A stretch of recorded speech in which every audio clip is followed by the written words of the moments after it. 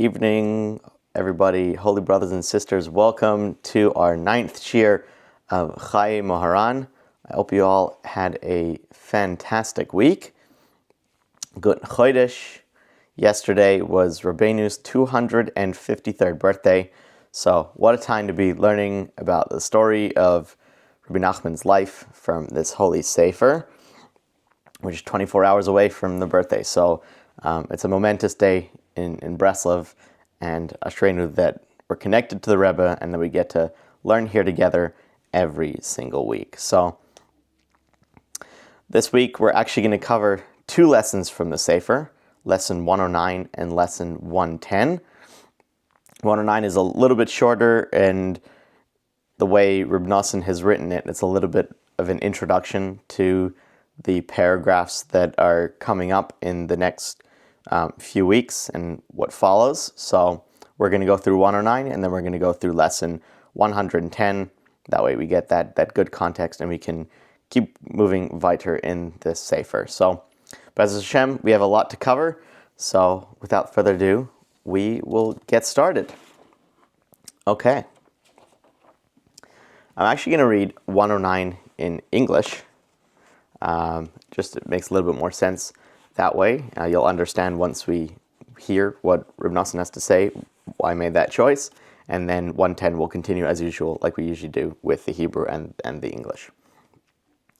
Writes Rebbe Nachman, thousands and indeed tens of thousands of stories could be told about all the different details of these periods of the Rebbe's life in Medjugorje and Medvedevka.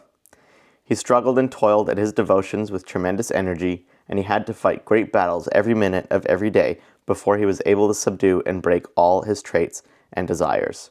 However, it was not until the Rebbe came to Breslov that I myself became close to him.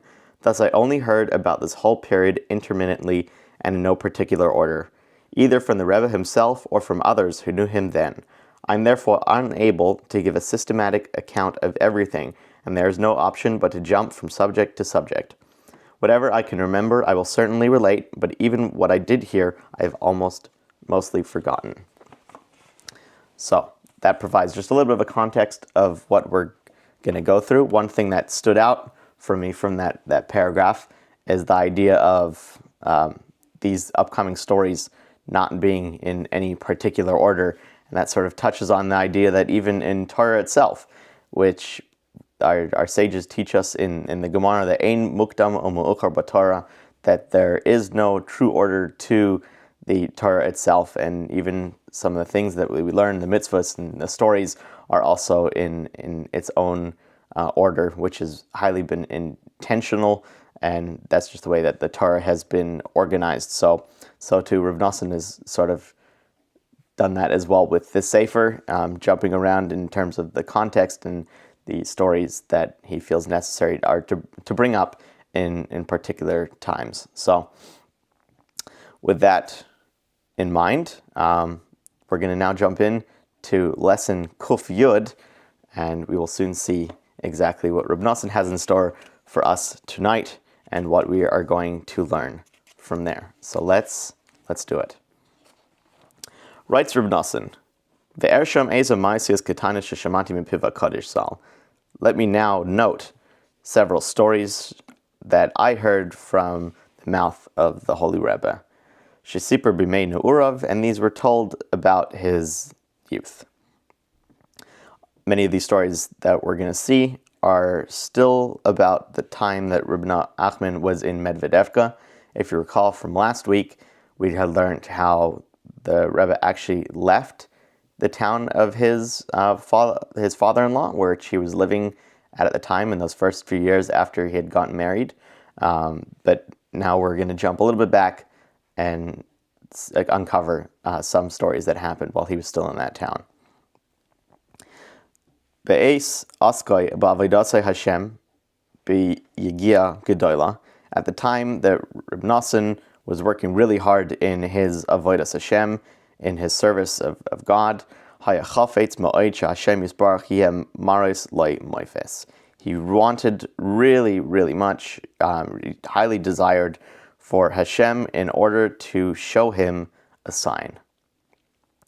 And there's this really interesting concept in Breslov and chassidus in general about the idea of desire, and not only from physical desires and those innate desires that we constantly are fighting in spiritual battles, but also there's desires for holiness.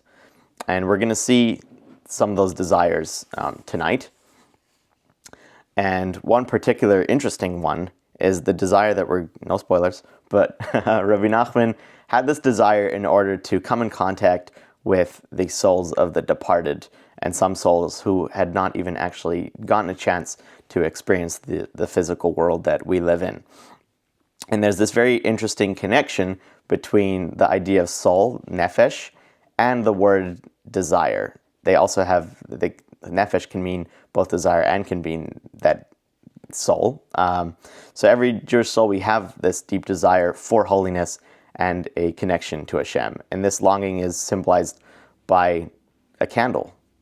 Many people comment on my videos of the fact that I shuckle and move, and if you've ever been to a shul, which many of us are at daily, you'll notice that a lot of people shuckle. We move while we daven, while we learn, and this is the idea of the soul. The soul is like a flame, and it's constantly striving to reach higher and higher, and a flame is always pointing upwards to connect to its source.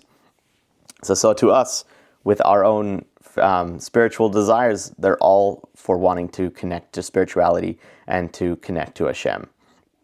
And this never fades throughout our life, and if we're tapped into it, it only helps us gain higher and higher in our levelness of holiness and spirituality and devekus. And this is also connected to the idea of a ner neshama, a candle that we light when someone has passed away in order to shine a candle in honor of that person, but also the idea that this flame never goes out. So that is also the idea where that's connected to, which is also connected to the ner tamid, which we have in a shul, which never goes out, which is connected to the Western flame in the Beis HaMikdash that the Kohen made sure was lit at all times. So very interesting. We're going to see this idea of chafetz, I should say, and this idea of the neshama, and this is all going to come up very, very shortly, but just wanted to bring up this idea. So what was this first sign that Rebbe Nachman wanted? Laman tischazek emunah yoser. He wanted to be able to strengthen his emunah, his faith in Hashem, even more than he already had. V'hayamatir mafzir umarbe betfilas Hashem alzeh, and he repeated his tefillas, his supplications to Hashem in order that he should receive some sort of sign. And we're going to learn tonight about three particular miracles, three particular signs that Rebbe Nachman had from Hashem. Here we go. Echad, the first one. Ki b'makom shehaya ragil leilech b'chutz, ana v'ana v'asak b'is b'idus advekus l'Hashem yisbarach. The first one took place where Rebbe Nachman this is where he would usually go in order to meditate, connect to Hashem in his state of dvekus in this particular part of nature. And there, in this particular spot, in this field, there was a massive cross. If anyone knows or is listening that has been to Uman, would know that in the pond where we all do tashlich on Rosh Hashanah, the natives of the town of Uman have placed this massive cross in this city. So it's quite daunting and frightening to see this thing in this really, really holy city, especially when there's 40,000 breslevers in the town of Uman on Rosh Hashanah. But this is what the natives have done. It's sort of a reminder that we're still in Gullus, but just like Rabbeinu is saying, that in this town there was this cross. It's still a thing today that in small towns of Europe and Ukraine, this is something that they put up where they live. So, and there was this massive cross. And this is a common sight in rural areas. And this was distracting Rabbeinu every time he wanted to go into do his aspoidus in this place that he liked. There was this cross that he had to pass by. And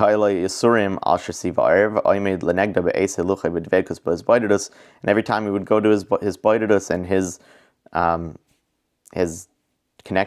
connecting time with Hashem, there he had to pass by this. So he davened to Hashem,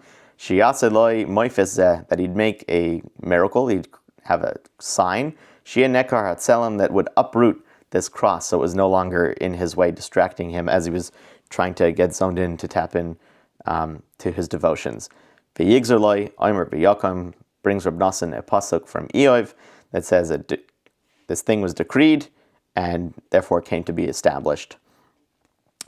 There's a famous phrase, Hatzadik Geyser v'Hashem Yikayim. I'm pretty sure I'm saying that correctly off the top of my head, but that tzaddik can make a decree and Hashem can fulfill that decree. And this is one of those situations. Opisoim nekar hatzelem, and suddenly the cross was uprooted, v'nafal aretz, and it fell to the ground. It's just the power of the desire of a tzaddik and how connected with tefillah they can bring about great miracles and great things. The second, hasheni, what's the second miracle? Menina hadagim. It was related to fish. Writes Rebbe Nachman, Shahaya Hoylech Lifnei Hanar, he was walking by a river, Baratza Shiavoyu Loi Dagim Liyade B'li Matsuda, and Rabbi Nachman wanted that the fish should come to his hand without the need for a net, Minas Gaim Kach. And that is exactly what happened. Not much to touch on there, but that's still a very, very incredible miracle, and just the desire and the prayer of a tzaddik and how it could come true. The third, Vahashlishi, Shachachti, writes Rebbe Nachman, he couldn't remember all the details of this third story. But it was in connection to Rebbe Nachman wanting to see the soul of someone who had departed, the soul of someone who was no longer alive. And he pleaded with Hashem to be able to achieve this v'niskayim kach, and that Hashem would make this happen. Shaba elav pisay meis echad, and suddenly, one day, the soul of someone who had departed appeared to Rabbi Nachman. V'hu hayashoichu bechadroi, and Rabbeinu was lying down in hayu halkir shalai beveis chaisnoi. He was in the attic of his father-in-law, like we said. He was still in Medvedevka at the time. V'nivchad Rabbeinu zal, and he was scared because this happened so suddenly.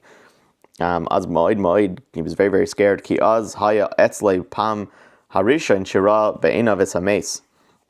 That this departed soul, this was the first time that this had happened. He'd been davening for this for a long time, but it was so sudden, and it was the first time that a soul had even appeared to him ever. Kizeh haya b'tchilas yimenu urav, and he was still quite young at the time. V'gam amar achar kach she'oiseh hames haya rasha. And he even said that later on he'd realized that this soul that had appeared to him was also that of someone who he was an evildoer, he had wrongdoings, and therefore this was the soul that appeared to him, and that made Rabbeinu a little extra fearful because this was the first time coming in contact with that. Okay, nafal alav pacha gadol va'atzum ma'od bli shiur, and therefore he was very, very terrified in that moment. Mehischil litzoik ma'od b'tzaka meshuna ma'od, and Rabbeinu he began to scream. Uvao b'merutza anshe habayis v'ratzu lichnois lechadroi. Therefore, the people who were in the house, this was his mother-in-law, this was his father-in-law, his in-laws, they were in this house at the time, including his wife. Lo yachlu lichnois, but they couldn't enter this room that he was in. Machmas sheRabbeinu zal sagar mitchila es hacheder mipnim, because Rabbeinu had actually locked the door from the inside, so therefore they couldn't get in. V'huchruchu la'asois tachbulais lichnois, and therefore they were pleading to enter, calling out, and they really were banging on the door trying to get in. Ve'eni zoicher im siper she'sasru ha'koisel oy she'nechnesu milamala min ha'koisel ha'alkir uvo alav. And Rebbe Nachman is writing that he doesn't recall all the details of what Rabbeinu had told him about the story, whether they had broken the wall or that they had entered from the top and actually came through the roof. Rebbe Nachman he didn't remember all the details of how they actually got in, but they did. And then Rebbe Nachman, his fear ceased, and he was no longer as scared as he was at the beginning. And like we just said a minute earlier, that this soul, this first soul that Rebbe Nachman got to meet was actually that of an evildoer, a rasha, someone who had misdoings, some wrongdoings, which feels that nifchad kol kach, and that's why Rebbe Nachman was so scared from having met this first soul at such a young age. Ba'achar kach ra kama v'kama mesim loy nifchad oid mikol shekain b'soif yamav. And then later on in Rebbe Nachman's life, many souls of the departed appeared to him, and he was no longer afraid as he was in this first meeting. But this was actually a very, very common occurrence with Rebbe Nachman. Sha'az nasa balasada, and later on in Rebbe Nachman's life, he was actually called the Master of the Field. And I want to touch on this title of Master of the Field. There's a lesson in Chayei Moharan 65, which talks about this concept and this title. It's related to the field that is talked about in the story of Rus. And Rebbe Nachman introduces this concept of Master of the Field, and he uses this metaphor of a beautiful field with trees and plants, and these represent the holy souls. And some souls are firmly rooted and thriving, connected to those plants that are blossoming and blooming and are beautifully grown, while others are lost. Some are more whittled away, some don't seem to be as strong, and these are the wandering souls outside the field, and these are waiting to be guided back. So the Master of the Field is a person who helps these lost souls return to their rightful place. Yet this task is only required for someone who is spiritually great, a great tzaddik, someone who's strong, someone who's wise, and has the ability to overcome many challenges, including their physical desires. And this work is not easy, and it often involves suffering and great sacrifice, sometimes even the sacrifice of the tzaddik's own life force. And sometimes a soul can only be fully restored through another person's good deeds, or even chas v'shalom, if it's really difficult, a state of death, chas v'shalom. So a truly great individual, someone with exceptional spiritual stature, is capable of helping these souls return to their proper place while they're still alive. And this person can ensure that these souls grow properly and are kept in balance, so one does not overshadow the other, just like this beautiful field. So when the Master of the Field succeeds in guiding these souls back to where they're supposed to be, or providing them with the rectification that they need in order to pass on to the next world correctly, and this known as the tending of the field, these through prayer, through tefillah, they become even more powerful and effective, and the field itself begins to flourish in a very beautiful way. So this was a title that was given to Rebbe Nachman, referring to him as the Baal Hasadeh, because one of the things he did in his life was helping people to gain a rectification for their souls once they had moved on from the next world, or for those souls, as we're about to see, who they didn't even merit to have a body to enter in the first place, and therefore they were literally roaming, waiting to enter a body. So continues Rebbe Nachman on this point, She'azbo elav la'alafim v'lirvavois b'li shiur b'shvil tikkun, that there was thousands upon thousands of these souls that required rectification. Ki bazeh haya oisek b'yoser l'sakin neshamos hamesim u'neshamos artlain. He had a very special effort to provide these souls with a rectification.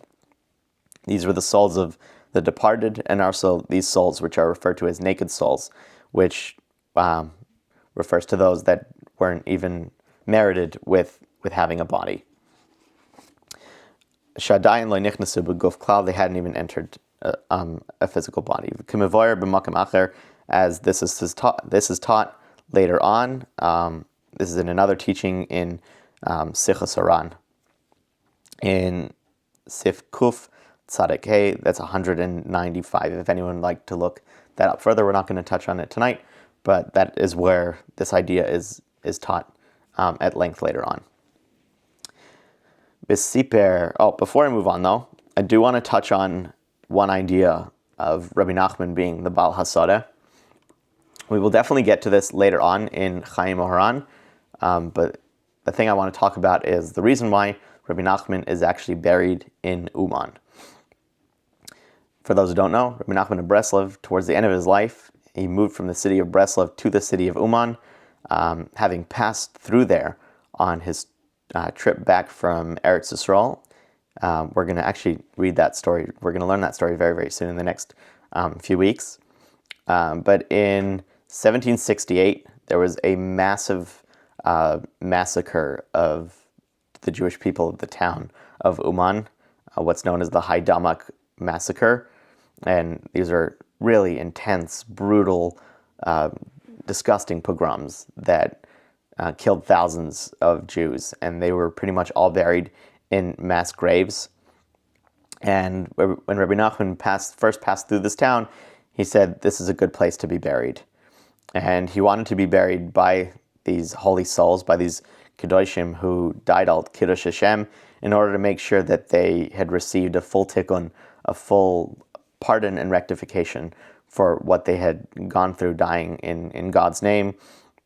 And therefore he wanted to be buried amongst these souls. So this was not only something that Rebbe Nachman worked really hard on during his life to provide rectification for lost souls, but also even once he had passed away, this was a really strong job for him that he wanted to take on. And so much so, Rebbe Nachman says that even those who come to his grave once he's passed away and give a pruta to tzedakah, that's a coin to charity, and recite the Tikkun HaKlali, which is the 10 Psalms that Rebbe Nachman arranged that said is a general remedy for all spiritual maladies. He says he will do everything to be able to pull that person out of Gehenna. So this is not only a task that Rebbe Nachman set for himself during his lifetime to help souls, but also something that he set for himself in the next world as well to be able to accomplish. So assuredly that we have such a tzaddik that is willing to take on such a massive job for us in this world and the next. Continue on, there's one more story that Rebbe Nachman has written in this lesson that we'll cover tonight. And writes Rebbe Nachman here, V'siper, Shahaya ani shavua echad, that during the week, there was a time where Rebbe Nachman was really poor. Upam achas loy haya loy ma'alechol ba'erev, and there was one night where Rebbe Nachman actually didn't have anything to be able to eat. Halach basada kedarko himatze peyat shiela achas im groifen, and Rebbe Nachman happened upon this scarf, and wrapped in this scarf were these grits. Ve'hevi levesa levashel, and he brought these grits home in order to cook them. Ukvi hanishma bepiv, and as Rebbe Nachman has heard from this story from the mouth of the Rebbe, shezeh hadavar haya yakar be'enav, this was really precious for Rebbe Nachman at the time to be in such a state of poverty and to receive this food straight from Hashem. And he uses the pasuk from Tehillim, Kamoitzil Shala Rav, it was as if finding great spoils. Al Shahayaloi B'Tachan B'Hashem Yisbarach, that he had this great trust in Hashem, B'Hashem Yisbarach Hizmin Loi Parnasa Basada, and Hashem had provided this Parnasa, this sustenance, this livelihood for him in this field that he just happened upon, and it was there right for him.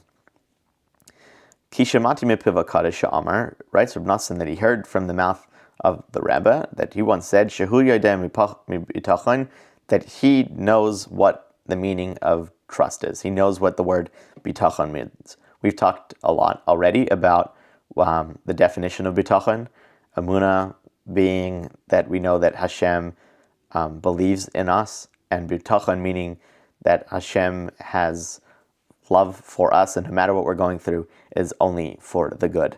So this is the definition from Rav Arush based on the teachings of Rabbi Nachman, but for this sake, this bitachon meaning trust. Shafilu im haya yoshi basada mamish, even if Rabbi Nachman was just simply sitting in the field, haya loy mi bitachon ba Hashem yisbarach sheyazmin loy parnasa, that he had full trust in Hashem that he was going to provide him with some sort of sustenance, some sort of livelihood. And this is a really hard level to attain, and there's an even harder level to attain. This one's a little bit cryptic, so hold on.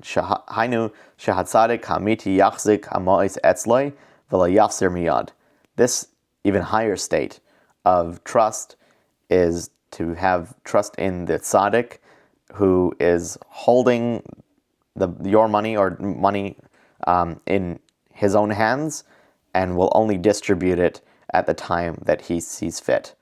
So even higher than just having simple trust that Hashem is going to provide you with the state of parnasa, at an even higher level of that is to have faith in the tzaddik who holds the money and provides it for you at the time that he sees is fitting for you. So I think we're going to touch on this idea. There's a footnote that says in later teachings we're gonna touch on this, lessons 499 and lessons 500, or we're going to learn a little bit more about this. So I won't touch on these ideas too much, as we're going to see this a little bit later. But I guess the concept of holding on to something valuable, whether it's like I would say wisdom or resources or spiritual power, and not dispersing it immediately can require even more bitachon, because you have to really, really trust in Hashem that this is going to be, whatever this is that you're waiting for, is going to be provided at the time that Hashem sees fit for you. And if someone else is holding on to that, and it's not coming directly from Hashem, it's coming from a source that's midway, that requires even more trust and even more belief in Hashem, that He believes in you too, and He has only His best interest in mind for your well-being. So this is how I've understood the previous statement. Finishing off, V'sipur lefanam shahayu lo shlosh me'as adumim nadan shaloi. When Rebbe Nachman got married, he had 300 golden coins that were given to him by his father-in-law. V'haya oichel ma'osei hamois ad shekalu, and he would use these up sparingly until all these coins were finished, and this was his livelihood. Aval b'tchila lo ashav klal, and in the beginning, he didn't even think about his sustenance. He didn't even think about his livelihood in his young life and in his early marriage. Rak asak b'avodasai v'achal mahasach. All he did was live on this money and serve Hashem with what he had, without earning a living, and just lived off what he had. So this is a great place for us to stop here.